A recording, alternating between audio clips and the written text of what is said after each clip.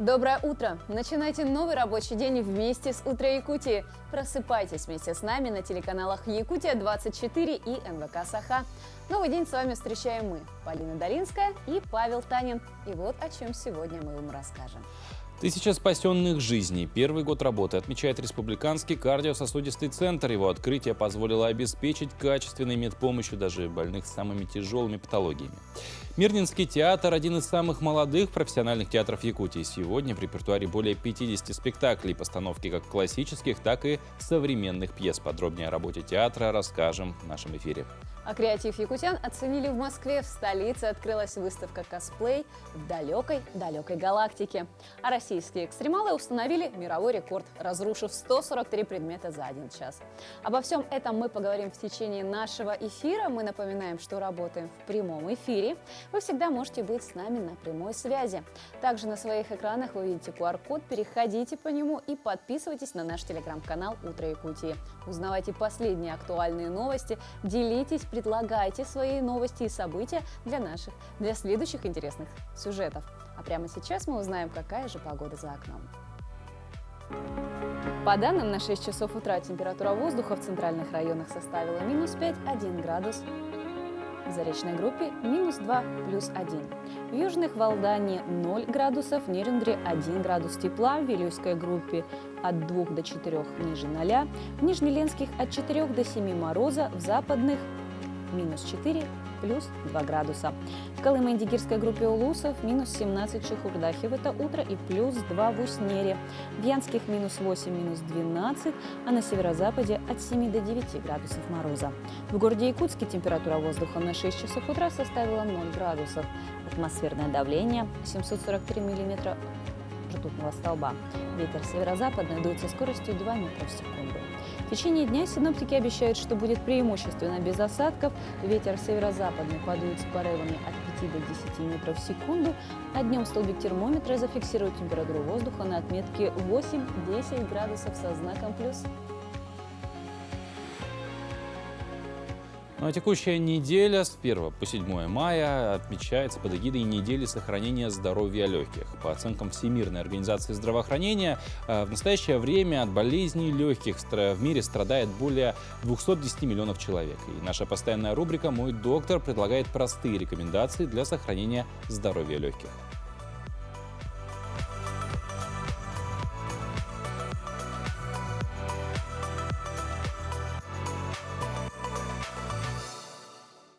Доброе утро!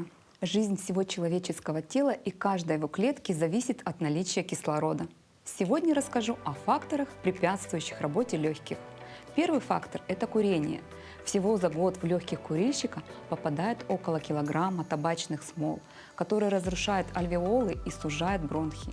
Токсичные вещества из табачного дыма вызывают раздражение дыхательных путей, развитие хронического бронхита и повышает восприимчивость легких к инфекциям. Гиподинамия. Без достаточного количества движения, например, ежедневной ходьбы пешком, легкие постепенно теряют способность пропускать через себя объемы воздуха, необходимый для нормальной жизни организма. Избыточный вес. У тучных людей диафрагма смещается вверх и давит на легкие, затрудняя их работу. Невнимание к своему здоровью, невылеченные вовремя или вылеченные неправильные простуды и бронхиты приводят к тому, что инфекция перемещается в легкие. Жизнь в крупных городах. Городская пыль и выхлопные газы автомобилей загрязняют легкие и не дают им полноценно работать. Для того, чтобы сохранить здоровье легких, необходимы отказ от курения. Легкие постепенно очищаются и восстанавливают свои функции за год. Так что даже у куривших много лет после отказа от вредной привычки есть шанс вернуть легким чистоту. Физическая активность. Регулярные кардионагрузки позволяют увеличить емкость легких и улучшить их функции. Здоровое снижение веса, правильное питание и регулярная двигательная активность освободят от лишних килограммов тела, а легкие от давления. Забота о своем здоровье. Даже банальный насморк требует грамотного лечения, иначе он может незаметно стать серьезной болезнью. Выходные на природе. Как бы ни был велик соблазн остаться на выходных в городе, лучше провести их на природе. Берегите свое здоровье, бросайте вредные привычки, и пусть ваше дыхание будет легким.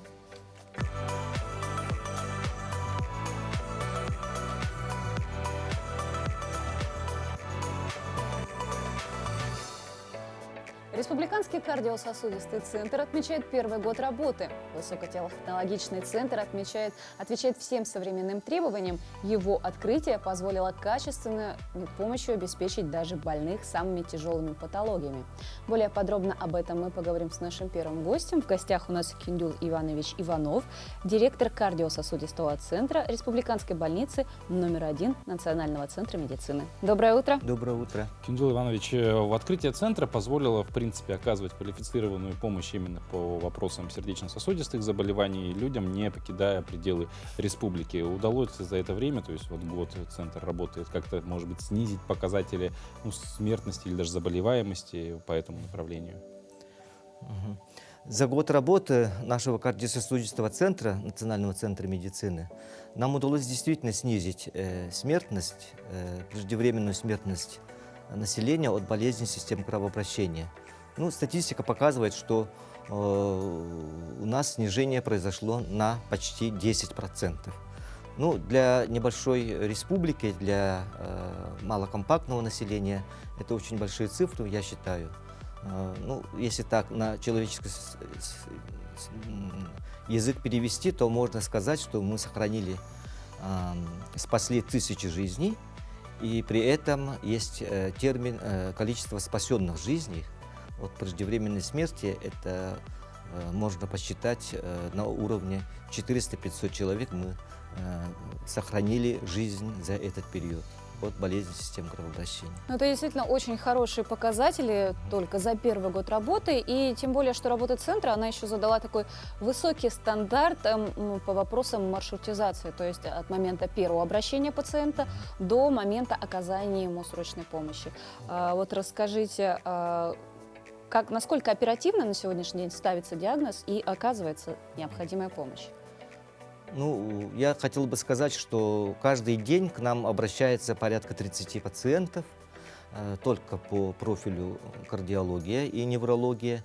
И, это для города Якутска это достаточно высокий показатель. Бывает и 50 обращений, но в среднем мы считаем около 30 человек каждый день обращается в приемное отделение. Также у нас обращения идут и в поликлинику кардиососудистого центра, тоже порядка 100 человек. И диагноз сейчас ставится очень корректно и на основе клинических рекомендаций с использованием новых медицинских технологий, в том числе как из отдаленных районов, это по системе теле-ЭКГ. У нас за неделю около 200 расшифровок электрокардиограмм. Это получается по интернету передаются кривые эти пленки электрокардиограммы, не так, как раньше в бумажном виде, а все по интернету, в режиме реального времени, и происходит моментальная расшифровка и постановка диагноза нашими специалистами. Это один из аспектов работы. Также маршрутизация у нас сейчас упорядочилась в связи с открытием кардиососудистого центра. Минздрав очень четко определил порядок оказания медицинской помощи, и сейчас у нас идет как обращение по скорой медицинской помощи, так и доставка санитарными рейсами из отдаленных районов нашей республики. В принципе, работа большая такая проводится в целом. Сегодня, если, перекрывает ли центр сегодня полностью потребности республики, или есть, грубо говоря, какие-то, может быть, диагнозы, какие-то ситуации, когда нужно обращаться пациентам за пределы нашего региона? Я хотел бы здесь сказать следующим образом. По диагностике сердечно-сосудистых заболеваний всего профиля, как и по сердцу, так и по мозговой проблематике, и по сосудам, диагноз ставится в 100% случаях в условиях нашего кардиососудистого центра. И лечение сейчас тоже происходит практически всех заболеваний сердца в новом кардиососудистом центре. Ну, есть совершенно небольшие вот моменты, когда потребуется консультация ведущих федеральных клиник и необходимость направить за пределы республики. Это, ну, если сказать в процентах, то менее 10%. То есть исключение, грубо Да, говоря, из исключение правил. очень сложной патологии. Мгм. Ну, что касается оснащения центра, он ведь не имеет аналогов ни в Сибири, ни по Дальнему Востоку. А вообще планируется ли какая-то дальнейшая модернизация оборудования?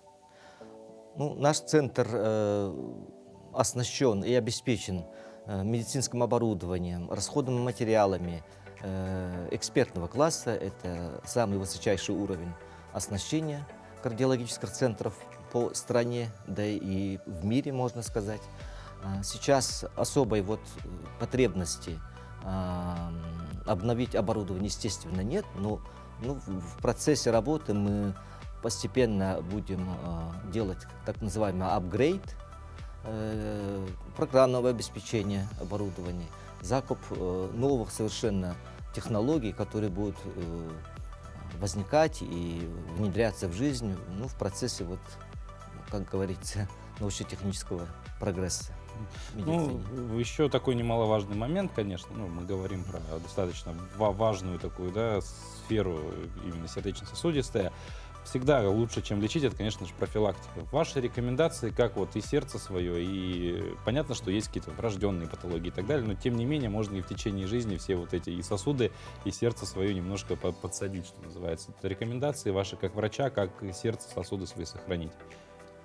Ну, профилактика заболеваний сердца – это первый шаг, чтобы не попасть, как говорится, на операционный стол, ангиографии и так далее, да, в возрасте, когда развивается атеросклероз и манифестирует. Но, тем не менее, необходимо в период зрелости, так сказать, да, или с позднего молодого возраста необходимо постоянно следить за своими параметрами сердечно-сосудистой системы. Это артериальное давление, пульс, ритмичность пульса, и следить за избыточным, то есть за массой тела своего и избегать вредных привычек. Вот только сейчас говорили про курение, про алкоголизм и про умеренное питание, да. Вообще человек должен вести здоровый образ жизни, заниматься физической культурой, но не все, как говорится, спортом, но массовой ОФП. Да, Общая общая физическая подготовка. Кирилл Иванович, спасибо большое, желаем удачи в работе. Ну а прямо сейчас прервемся на короткую паузу, после которой продолжим наш эфир.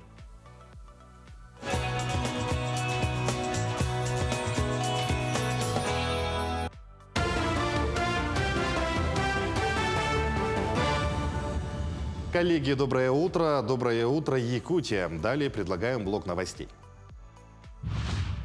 Гидрологи представили уточненный прогноз вскрытия реки Лены. Так, ледоход на участке Витим-Пеледуй ожидается с 9 по 12 мая. На участке Пеледуй-Ленск с 12 по 15 мая. На реках Лена, Алдан, Амга, Вилюй и их притоках наблюдают повышение уровней воды от 2 до 10 сантиметров за сутки, отмечают ледостав. На реках Нюя и Алекма, а также на реке Майя появились закраины и вода на льду. 100 сельских хозяйств находятся в зоне затопления, где содержатся 35 тысяч голов крупного рогатого скота и лошадей. Всего числится 116 пунктов временного содержания. Как отмечают в Минсельхозе региона, сейчас идут ремонтные работы изгородей. Также предусмотрены необходимый объем сена для перевозки до пункта временного содержания скота и лошадей. Проведены тренировочные мероприятия по отгону лошадей и скота на незатопляемые участки в 14 муниципальных образованиях. Предусмотрено еще дополнительно 14 миллионов рублей для того, чтобы еще провести паводок по этим ГТСам, ну, скажем, нормально, потому что на местах сейчас в 11 объектах завозится ПГС, еще бутовый камень в 10 объектах, потому что опасность все-таки есть. Но на сегодня по оперативным данным дежурств на местах такой сложной ситуации пока нет. 1 неделя. Такой крайний срок поставил мэр Якутска Евгений Григорьев для завершения ямочного ремонта в городе. Об этом он заявил на общегородской планерке. В пресс-службе столицы отметили, что ремонтные работы ведут несколько подрядчиков, применяют асфальтобетон. Для этого раньше положенного срока, то есть 6 мая, откроют асфальтобетонный завод. Кроме этого, глава города поставил задачу по устранению дефектов на тех объектах, которые строили и ремонтировали в рамках нацпроекта по гарантии. Новый сезон просветительского проекта «Цифровой ликбез» запустили для школьников России. На сайте до 19 мая разместят видеоматериалы от благотворительного фонда «Вклад в будущее».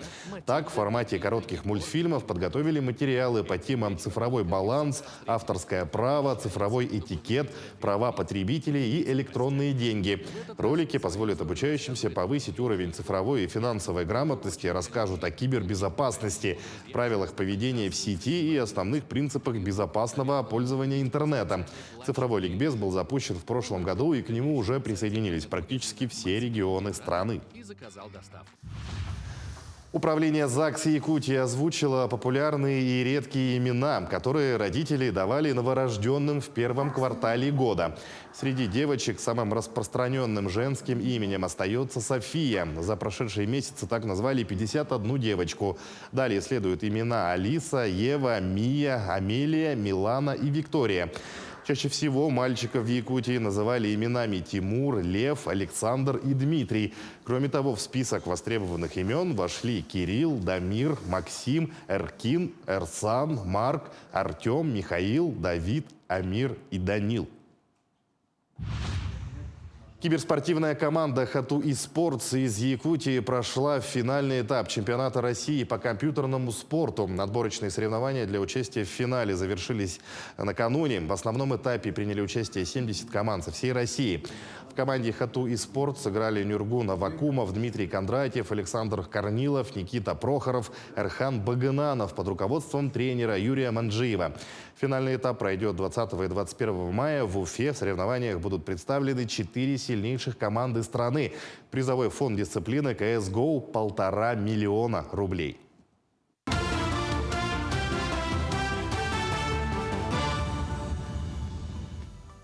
В этот день в мире отмечают Всемирный день свободы печати. 76 лет назад в этот день советские войска вошли к Эльбе, а еще была открыта Ямайка, изобретена шариковая ручка Паркера и создано Российское общество Красного Креста. О других датах и событиях расскажет наша рубрика.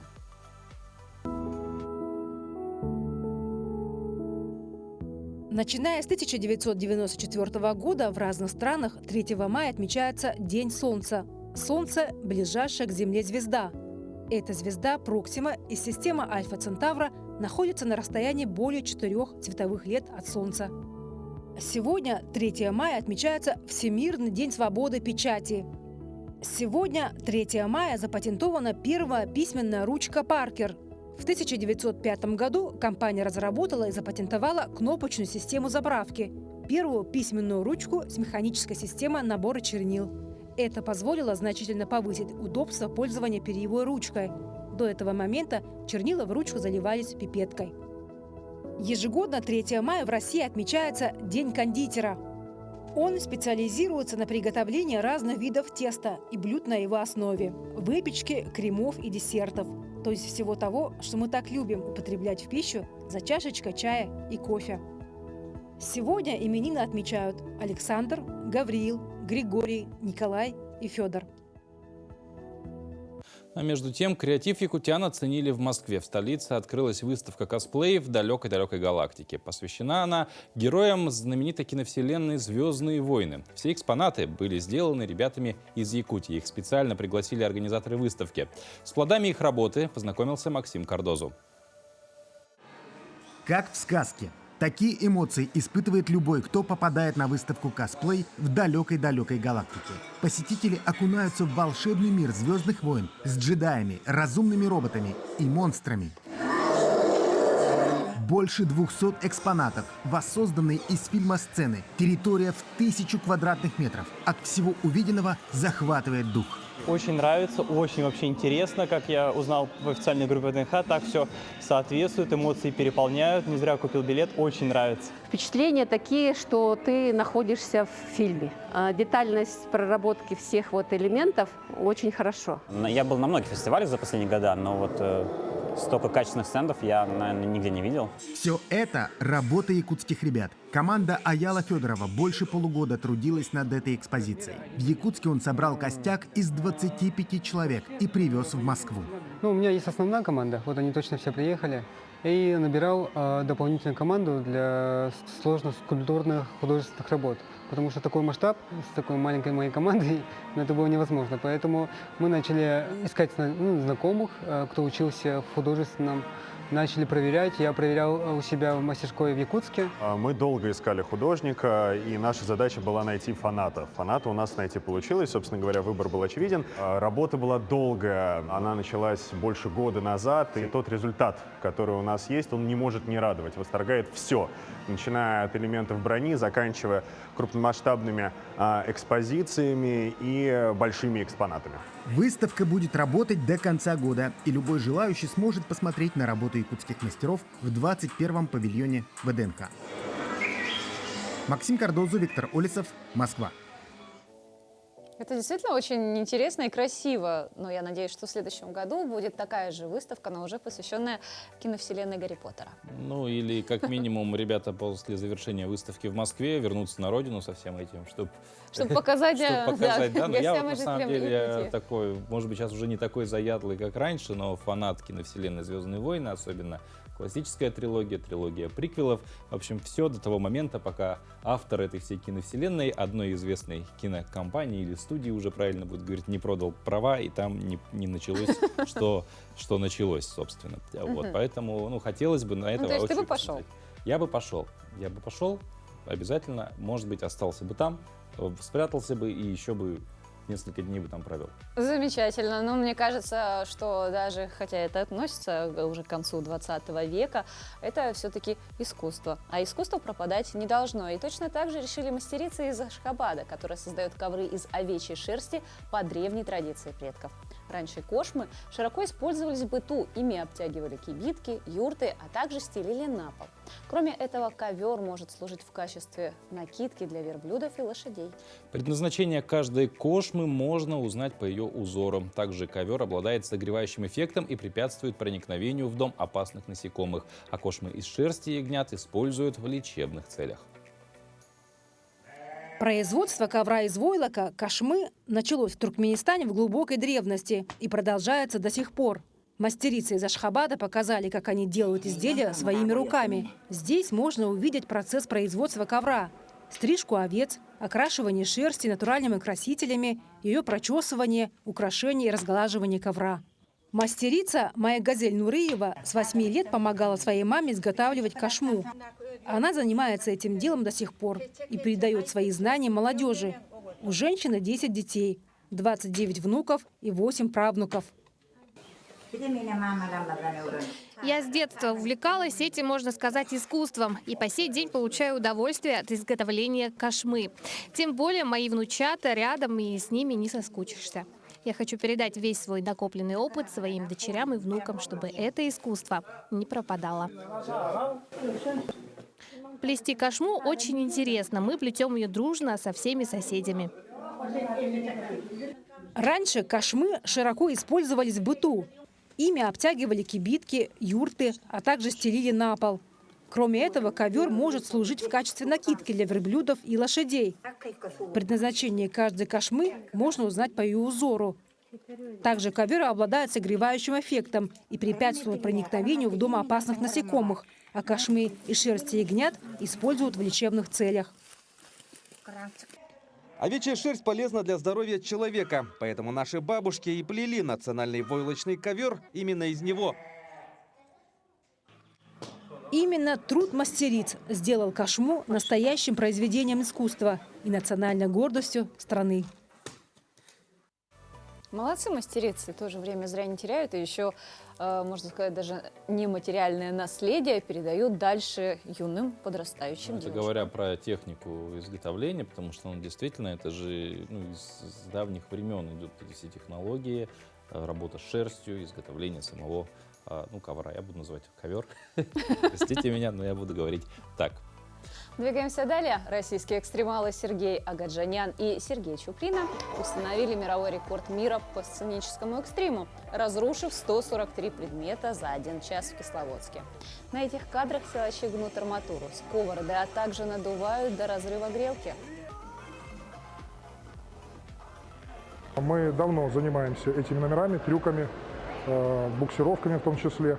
Но то, что мы сделали сегодня, из 5 популярных наименований предметов мы разрушили очень большое количество грелок, вряд ли кто-то повторит это, совокупно с другими материалами. Мы очень рады, что у нас это получилось. Тем более рекорд посвящен столетию спортивной отрасли и поддержке инициатив нашего президента. Сложность подготовки к данному рекорду заключалась в первую очередь в силовой выносливости. Вы представляете, целый час просто заниматься в зале, не имея какой-то перерыв на передышку, уже является тяжелым.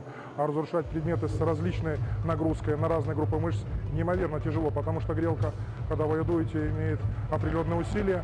И чтобы ее порвать, нужно приложить усилия более 2 атмосфер. Это практически давление шины автомобиля. Всего за час мужчины разрушили 143 предмета, 34 грелки, 60 сковородок, 25 строительных болтов, 14 арматур, 10 деревянных палок, которые ломали от тела друг друга. Рекорд был зафиксирован руководителем сильнейшей нации мира Михаилом Паллером под овации публики.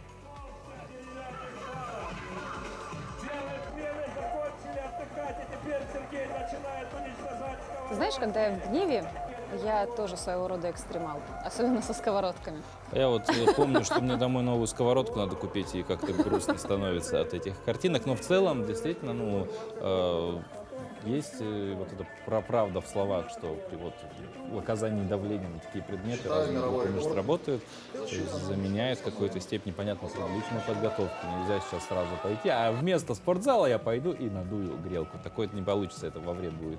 Вот подготовившись, несколько лет тренируя свое тело, потом как следующий этап именно тренировочный, скажем так, развития своих мышц. И потом не стыдно пригласить эксперта, который зафиксирует это еще и в книге рекордов. Настоящие российские богатыри. Многие нюрнбергенцы знают Анну Ивановну как врача-кардиолога, профессионала своего дела. Посетившие ее творческую выставку «Сердцем чувствуя красоту», где были представлены изделия, которые создала Анна Робертовна, они открыли новые грани любимого доктора. Давайте узнаем мы. Сняв свой белый халат и фонендоскоп, доктор Анна Иванова садится заниматься творчеством. Как сама признается, черпает вдохновение из всего, что ее окружает. Любимая работа, близкие люди, природа. Творчество для меня – это воплощение моих идей. Творчество – это когда я хочу подарить радость кому-то. Творчество – это когда я хочу научить кого-то чему-то новому, позитивному. Бывает, что что-то не получается, а потом раз, ниточку поймала и сотворила вот это чудо, которое мне ответило, которое заиграло под моей рукой, и я говорю: «О, здравствуй, мое чудо, моя радость». На выставке были представлены изделия Анны Робертовны, сделанные в разной технике. Это поделки из джутовых ниток, связанные крючком скатерти, платки, вышитые изделия, картины, одежда и многое другое. Также были выставлены работы ее матери Татьяны Дмитриевны и сыновей. Вдохновляет человеческими качествами. И столько всего, и дети, внуки, и профессия, и хобби, и такое большое, огромное сердце, и огромная душа. Вот это самое главное, что нам всем нужно освоить, усвоить, вдохновиться, иметь такое же огромное сердце, такую же огромную душу. Вообще очень, конечно, восхищен и очень поражен. Почему? Потому что знаю ее как прекрасного человека, как прекрасного друга, как прекрасного специалиста в области здравоохранения. Но сегодня я открыл для себя новую страничку и увидел, что, оказывается, Анна Робертовна у нас очень творческий человек.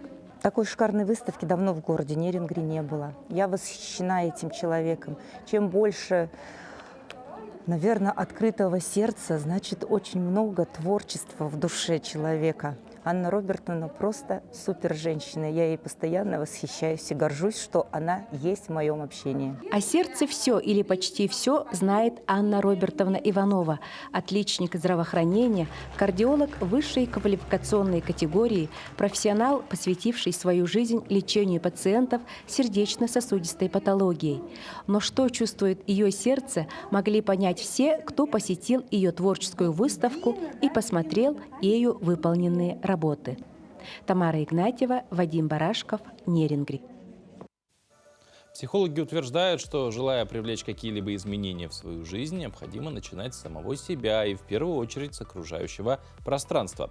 Следуя этому принципу, генеральная уборка квартиры станет отличным вариантом впустить в свою жизнь новые события. Весна – это хорошее время для генеральной уборки, ведь чистота – это залог здоровья, а чистый дом – хорошего настроения ваших близких. Чтобы уборка выполнялась быстро и качественно, необходимо знать несколько секретов. Сегодня мы расскажем, как очистить от грязи и жира микроволновую печь. Для этого нам понадобится вода 400-500 мл, корки апельсина, лимон и емкость. И вначале в емкость наливаем воду. И далее туда помещаем корки апельсина и лимон. После нашу емкость ставим в микроволновую печь на 5 минут на полной мощности. Ну а далее, когда печь выключится, ждем 30 минут, чтобы эфирные масла размягчили жир и грязь. Ну а после истечения 30 минут вынимаем емкость из камеры и протираем влажной губкой.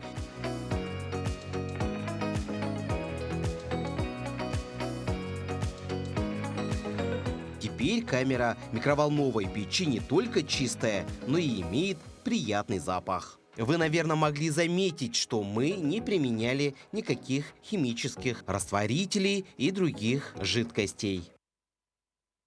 Ну а также еще, если говорить о законе привлечения чего-то нового в свою жизнь, если вы хотите новую микроволновку, то тут должен действовать уже закон освобождения пространства. Старую можно выбросить. Логично. Да. Потому что зачем две микроволновки в доме, если это... Так вы быстрее купите новую, кстати. Тоже верно. Сначала выбрасываем, потом покупаем. Не будете тянуть время. Да. Ну а говоря про, допустим, генеральную уборку, да, советы мы какие-то получили. Если с генеральной уборкой все в порядке, то для привлечения чего-то нового и прекрасного в свою жизнь, для формирования такой позитивной мысли в своей голове, можно расширить, масштабировать свое влечение, стремление сделать красиво и чисто вокруг себя. И вот, например, в Ленске вместо первомайской демонстрации прошел субботник. На уборку города от мусора вышли все предприятия и организации. И в числе первых была администрация города. Дружный коллектив городской администрации, вооружившись всем необходимым инвентарем, перчатками, пакетами, граблями, лопатами, метлами, вновь традиционно вышел на уборку площади Ленина и прилегающей к ней территории. Провести такую внеплановую уборку перед 1 мая возле своих учреждений, предприятий. Ну, многие откликнулись, убираются. Некоторые, к сожалению, проигнорировали, кто-то убрал до этого. То есть, подышать свежим воздухом с коллективом вместе на пользу городу. Традиции праздничной очистки городской площади от прошлогодней листвы и мусора уже почти 5 лет. В любую погоду коллектив администрации во главе с руководством вместо обычного рабочего дня в офисе выходит на субботник. В этом году, несмотря на моросящий дождь и ветер, уборка прошла быстро и организованно. Партия сказала надо, мы сказали есть, вышли, работаем, почистили, облагородили памятник, всю площадь облагородили. Собрали мусор, листья. Специалисты жилищного и экономического отделов убрали прелую листву с газонов. Работники культуры собрали накопившийся за зиму мусор и подмели асфальт. Мы убирали памятник Ленину и подметаем площадь, листву убираем, приводим в порядок к весне, чтобы людям было красиво и просторно гулять здесь. Я думаю, что будет приятно погулять на чистой площади.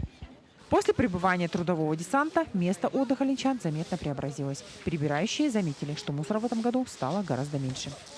Люди стали культурнее, в урны бросают мусор, по большому счету. Раньше-то как-то не замечалось. Сейчас вроде более-менее в порядок привели, и люди культурнее стали. Я думаю, что будет дальше лучше. Это значит, что ленчане стали бережнее относиться к облику города, что очень радует. Сотрудники администрации в этот день не только организованно и хорошо потрудились, но и нашли время для шуток. Они весело позировали фотографу. Настроение у всех было на высоте. Прекрасное настроение. Жаль, конечно, что 1 мая отменили, но я думаю, что это вот заменило тоже праздник труда. Все отлично. Коллективный труд сплочает, повышает экологическую культуру и бережное отношение к природе родного края. Глава города выразил благодарность тем, кто нашел время и провел день с пользой для нашего города.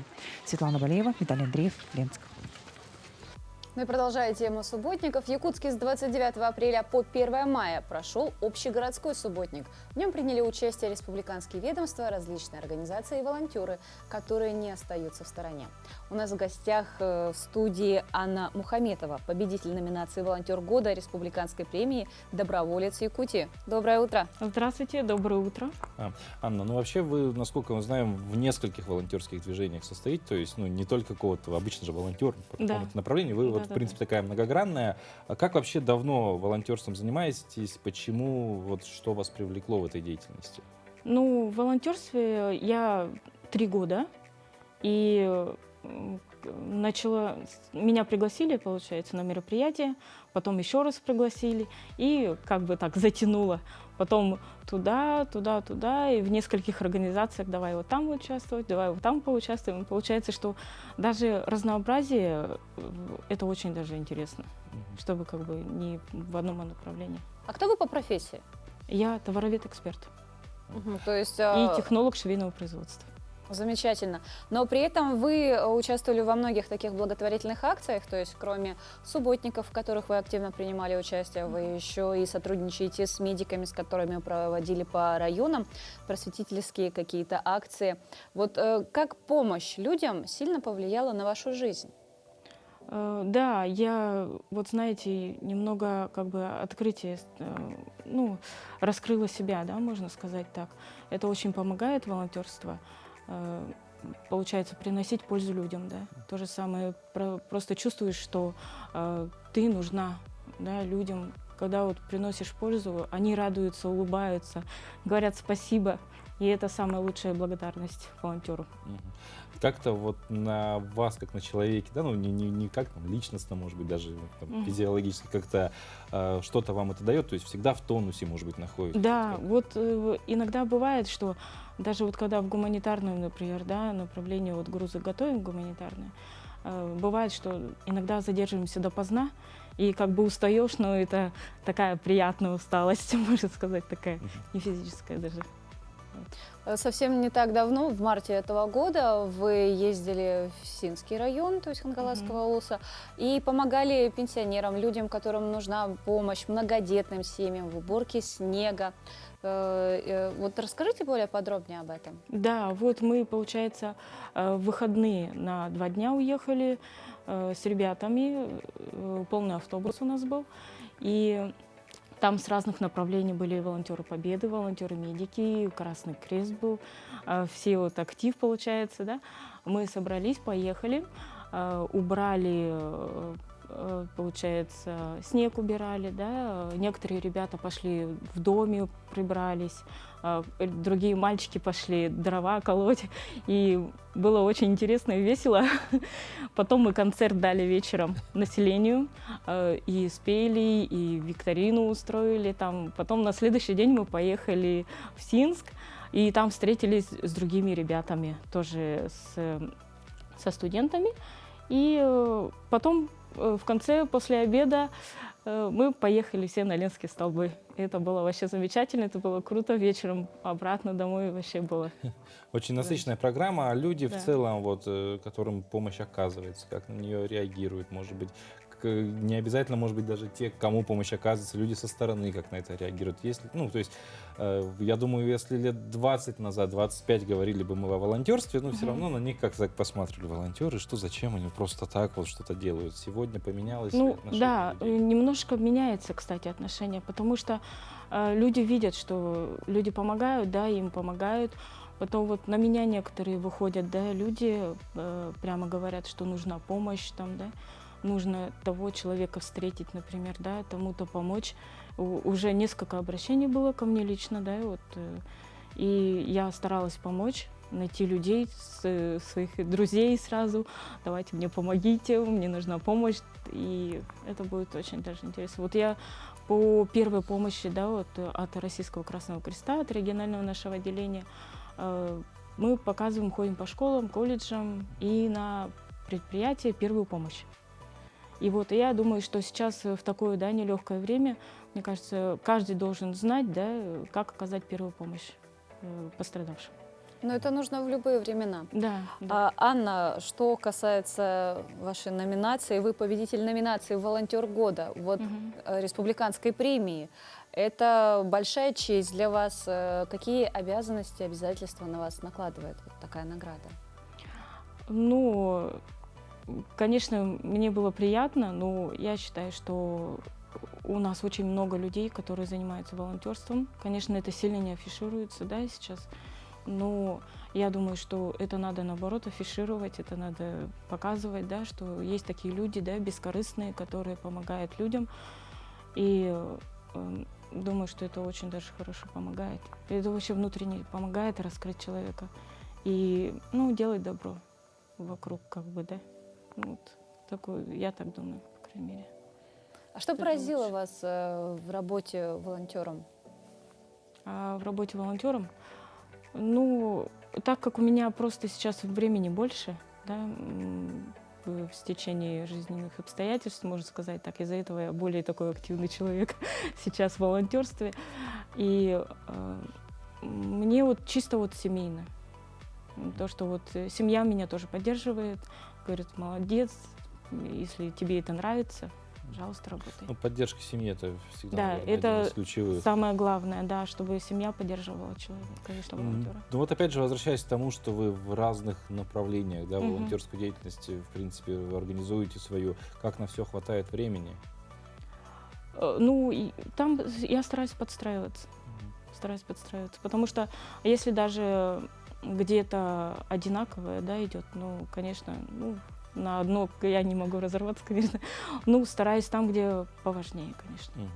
Где можно обойтись без меня, то можно и пропустить. Если что, в следующий раз помочь. Чем сейчас занимаются волонтеры в преддверии 9 мая? Запланированы ли какие-нибудь программы? Также мы буквально сюжет назад говорили о субботниках. Будет ли какая-то дополнительная помощь еще и ветеранам? Ну вот в субботниках мы вот сейчас 30 числа, да, участвовали в субботнике, мы работали от Вечного огня до протоки. Там убрали, да, на Зеленом лугу. Потом мы 5 числа намечается тоже субботник в районе Дергалаха. И вот насчет 9 мая, да, у нас сейчас в преддверии 9 мая сейчас идет акция «Георгиевская ленточка». Сейчас уже с 28 числа мы раздаем ленточки. Потом у нас будет 7 числа «Свеча памяти» акция.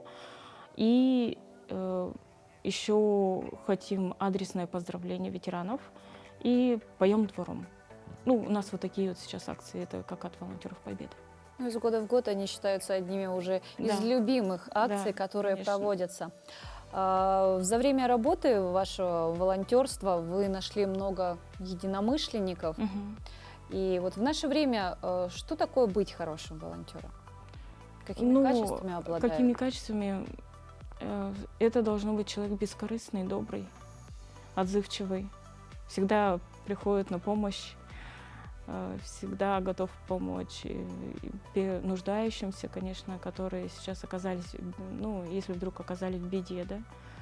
И просто показать, что человеку не безразлично, да. И то, что есть такие люди, которые готовы помочь. Анна, спасибо вам, что пришли в нашу студию. Желаем не терять этого энтузиазма, вот этого стремления помогать. Ну и как мы завершили нашу беседу единомышленниками, чтобы единомышленников становилось больше, было просто больше людей, стремящихся, не обязательно волонтеров, но вот просто в жизни людей, чтобы было больше стремящихся помогать, не обязательно близким, да, вообще в принципе людям. Да, потому что таких людей очень много, и очень много друзей у меня появилось, так что мы всех ждем. в наши ряды волонтерские. Да, спасибо. Ну а мы продолжаем. Мирнинский театр — один из самых молодых профессиональных театров Якутии. Он был основан в 2008 году, и на сцене театра ставят свои спектакли режиссеры из Москвы, Санкт-Петербурга, Якутска и других городов. Сегодня в репертуаре более 50 спектаклей, постановки как классических, так и современных пьес. Подробнее о работе театра в следующем сюжете.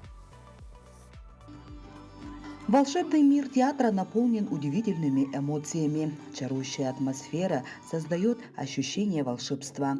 Но кто стоит за яркими переживаниями и волнующей аурой? Первая мысль, которая приходит в голову, конечно же, актеры. Позже вспоминаются гардеробщики, швеи, режиссеры. На самом деле над реализацией идеи одного спектакля, даже без учета автора пьесы, трудится множество людей. Вот коллектив у нас на самом деле небольшой, 66 человек. Из них труппа тоже не такая большая, должно быть 22 артиста, а на самом деле у нас только 14. Но если говорить именно про наш театр, он вообще был создан на базе этого города для того, чтобы мы могли обслуживать район. Почему? Потому что достаточно промышленный у нас Минский район, где нет ни одного такого учреждения, как театр. Пожалуй, самая желанная и главная профессия театра – это актер. Дмитрий Желнин приехал в Мирнинский театр с Новосибирска. Сейчас он ведущий мастер сцены, то есть актер театра. Работаю я относительно недавно. Это мой такой полноценный первый сезон. Но за этот сезон я достаточно очень много сделал ролей. Это большие такие, это как Обломов, Предатель, Габышев Андрей. Чтобы подготовить актеров к выходу на сцену, используется работа многих людей. Бутафоры, которые подбирают реквизит, гримеры, наносящие макияж в соответствии с образом, а также множество других специалистов, парикмахеры, постижеры. Здесь у нас находятся вещи, которые у нас будут участвовать в спектакле. Это необходимо для того, чтобы артист у нас прибежал, быстренько забрал свои вещи и убежал. Потому что за каждым артистом не всегда угонишься, у них ритм свой. Как ни крути, он не попадает под наши какие-то реалии, под наше время и так далее. Вот артист пришел, взял. Я кстати, зациклен очень на фактуре. И на каждый спектакль люблю заказывать настоящее какую-нибудь такую вещь, допустим, это козлик. В театрах есть собственные узконаправленные цеха по изготовлению реквизита, мягких декораций, различного трикотажа, а также столярных изделий. Работаю тут с 2010 года. Был столяром сперва, и недавно стал завпостом. Она заключается в том, чтобы все контролировать, выпуск спектаклей, производство декораций, работу цехов. Если вы решили связать свою жизнь с театральным миром, то не обязательно становиться актером. Профессий довольно много и есть из чего выбрать. Для начала важно найти то, что близко и интересно, а потом развиваться в выбранном направлении. Ведь волшебный мир театра наполнен удивительными эмоциями. Анна Васильева, Мирный. А прямо сейчас к нам присоединились наши коллеги из информационной службы с последними и актуальными новостями.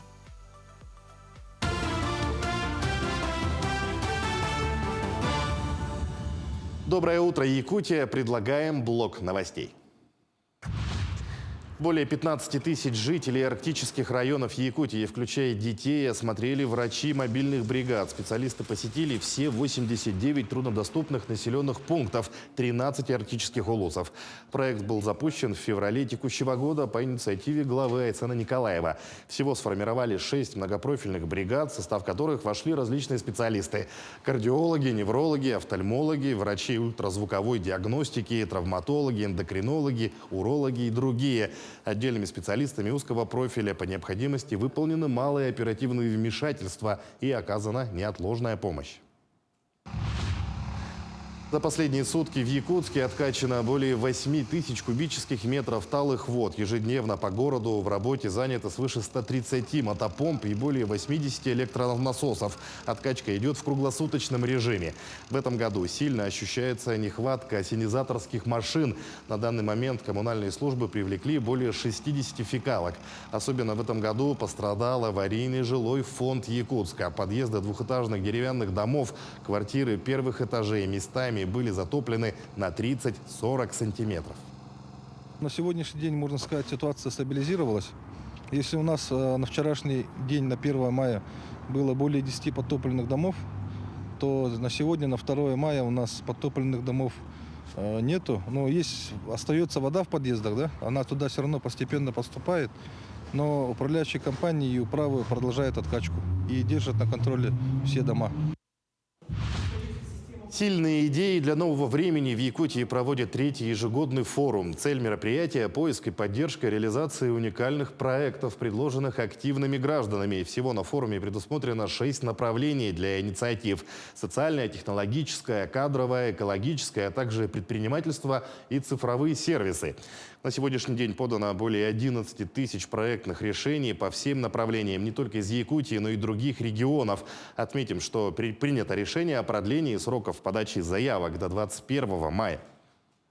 За месяц данный конкурс брендов у нас поступило уже более 3000 заявок от всех регионов нашей страны, где победители смогут продвигать свои продукты в торговых сетях, на маркетплейсах, и также они получат поддержку от наших партнеров. Подать свою идею на форум, либо принять участие на конкурсе брендов можно на краун-платформе idea.roskoнгресс.рф. 3-й форум идей у нас состоится 28-29 июня, организаторами которого выступают Агентство стратегических инициатив и фонд Росконгресс. Итоги весеннего учета родовых берлог подвели в заповеднике Медвежьи острова в Нижнеколымском районе. На территории обнаружили 26 жилищ белых медведей, в том числе 13 обитаемых. Также специалисты отметили 5 следов перемещений семейных групп и 17 следов перемещений одиночных зверей. Они встретили 4 самок с 2 медвежатами и одиночную особь. На материковой части заповедника отмечены встречи с диким северным оленем от 4 до 12 особей. Повсеместно встречаются следы песца. В районе мыса Крестовский на материке и на острове Леонтьево есть следы росомахи. Салют, победа! Республиканская велосипедная гонка, посвященная 78-й годовщине Великой Победы, состоится 7 мая на трассе Умнас, Покровск-Якутск. Старт будет дан на улице братьев Ксенофонтовых, 42. Это дворец спорта в Покровске. Финишную прямую установят у веревочного парка Норвей Парк в селе Старая Табага. Участников соревнований разделят на 6 категорий в зависимости от возраста и модели велосипеда. Заезд стартует 7 мая в 12:00. К текущему часу это все новости. Всего доброго и удачного дня.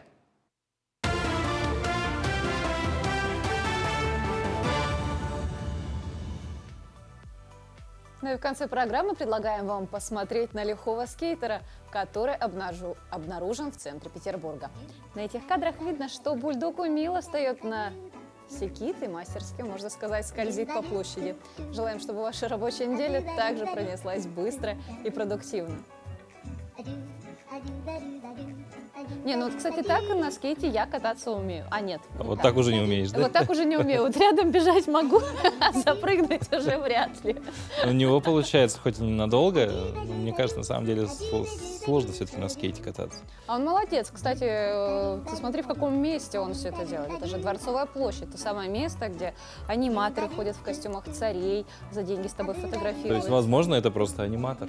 Вполне возможно. И, по-моему, зарабатывает он очень хорошие деньги. Ну, а что касается наших скейтеров, нашего города, то совсем скоро у нас и все больше на улицах появится скейтеров, велосипедистов, роллеров. Ну а какая погода будет за окном в этот момент, ну как минимум сегодня, стоит ли уже доставать свои ролики и свои шарики, то давайте узнаем прямо сейчас. По данным на 6 часов утра в центральных районах температура воздуха составила минус 5,1 градус, в заречной группе от минус 2 до 1 градуса со знаком плюс. В южных Валдане 0 градусов, в Нерюнгри плюс 1, в Вилюйской группе от 2 до 4 мороза, в Нижнеленских 4,7, в западных 2,4 со знаком минус. В Колымо-Индигирской группе улусов в это утро очень холодно. В Чекурдахе минус 17 градусов, плюс 2 градуса в Уснере. В Янских минус 8, минус 12, на северо-западе 7-9, ниже 0. А в городе Якутске температура воздуха на 6 часов утра составила 0 градусов, атмосферное давление 748 миллиметров ртутного столба. Ветер северо-западный дует со скоростью 2 метра в секунду. И в течение дня синоптики обещают, что будет преимущественно без осадков. Ветер северо-западный подует с порывами от 5 до 10 метров в секунду, а днем столбик термометра зафиксирует температуру воздуха на отметке 8-10 градусов тепла.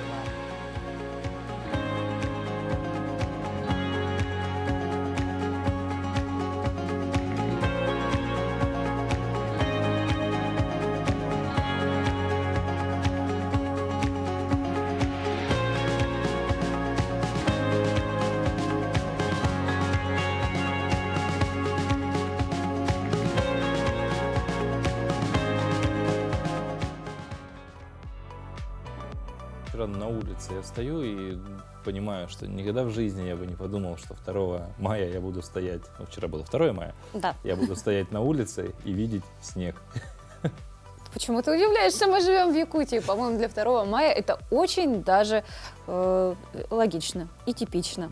Я за свою жизнь сколько, а я как бы из Якутска за всю свою жизнь ни разу не уезжал на длительные такие, да, на длительное время, и такого не припомню ни разу. И сразу задался вопросом, каким же интересно тогда будет лето. Лето будет таким же прекрасным, потому что, как мы можем видеть, весна вовсю старается. Днем плюс 8, плюс 10 градусов. Так что, друзья, если у вас есть возможность сегодня выйти на улицу, даже если вы предпочитаете брать с собой обед, то можно как раз-таки на улице сегодня пообедать, потому что будет очень тепло и солнечно. Хорошего вам дня, до встречи завтра в это же время.